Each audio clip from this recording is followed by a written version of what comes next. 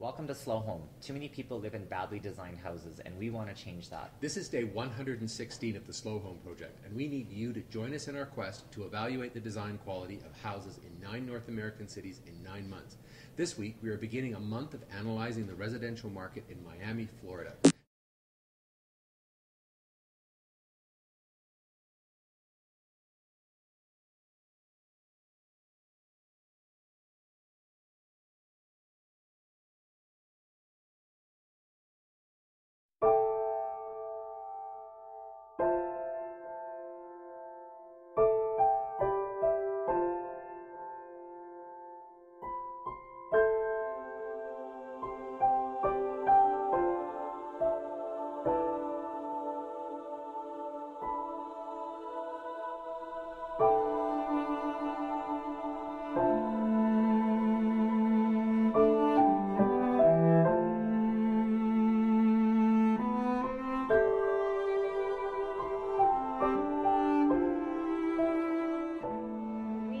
Identified, first of all, people who we thought had interesting points of view and hopefully different points of view, because we wanted it to be as diverse as possible.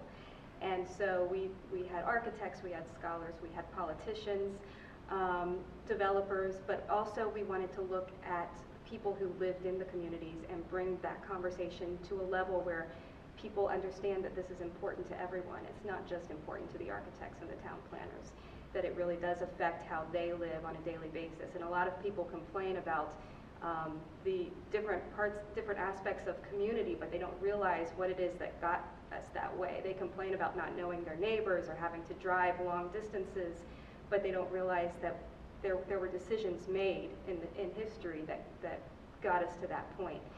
Now, for the first time since the 1940s, more people are leaving Florida than arriving. Today, the state is awash in crises, from foreclosures to water management to faltering infrastructures. I think it became, I don't know if it had to do with technology or building techniques, or, but I think somewhere in the 70s and 80s it became like, how can we crank out these houses? How can we get the developments up as fast as possible?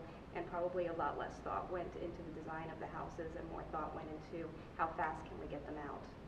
And the other interesting thing that changed the development patterns was the car. I mean, it's interesting that the big land boom in Florida happened right around the development of the automobile, and so we were developed because, to help those people who wanted to push the car. So everything was built around the interstates, and that's, rather than walkable communities.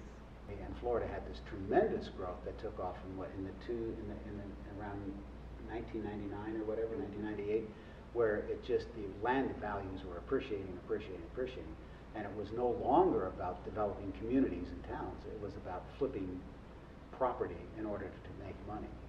And I think that we've gone away from looking at interesting living spaces into just creating a shelter that is easy to build and has some architectural detail to it to maybe excite the buyer, but that's not really the point.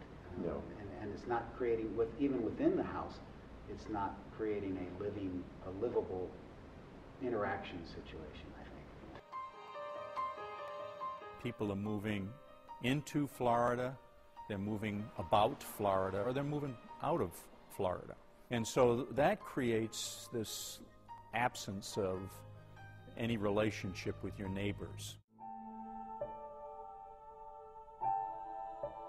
There really hasn't been a conversation about vision going on. There was some stuff about planning and urban management and all that, but it's a conversation that hasn't been continued.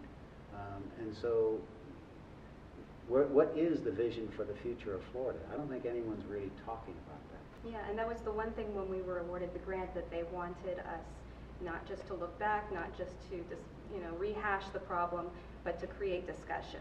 And so hopefully that's what the documentary does. It's a starting point for discussions that will continue to happen, and hopefully changes will come. The ambition was that the suburbs would be great communities. After a half-century of unchecked growth, Florida is at a crossroad. Our car-oriented culture and suburban sprawl has led to social isolation. People have to be invested in the community. What will Florida live like in 2030? Join us as we embark on imagining a new Florida.